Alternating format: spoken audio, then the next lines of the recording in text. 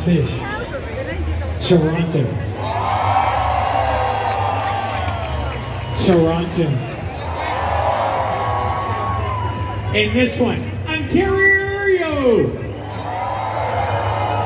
All right, we are going to do the Macarena, but it's a different version. So Danielle, step here. You guys turn around and face the man. My man, you're on this side. Remember 10 to be me. That's equal 10. All right.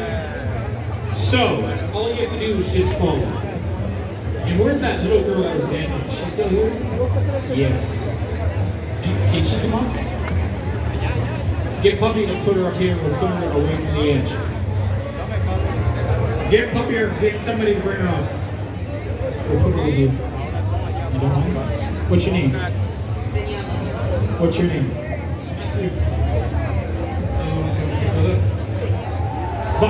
Okay. All right. Now, where do you live? Bolton.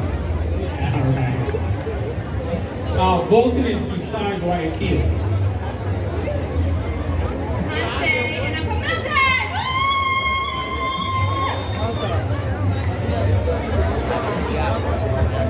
I love this job. That's why I've been doing it for 45 years. Put her here in the middle. Hi. Look at me. Come here. What's your name? Oh, now you're shy. Over there, you were like stirring up. Okay, you're gonna learn from Faye. All right. And this is. And she's originally from. And I am Martin, and I'm from Nova Scotia. Via Cuba, Colombia, Dominican Republic, Latin America.